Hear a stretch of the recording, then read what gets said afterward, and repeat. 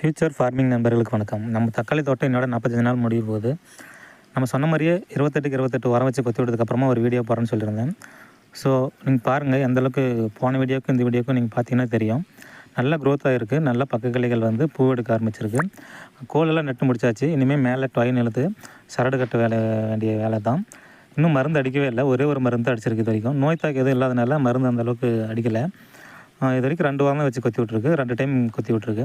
So மொத்தமே இது வரைக்கும் ஒரு 15,000 பக்கமே செலவாயிருக்கு.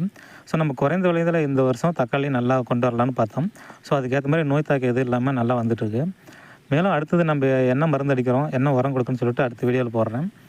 ஸோ இது வரைக்கும் தக்காளி செடி எந்த நோய் தாக்குதல் இல்லாமல் நல்லா வந்திருக்கு.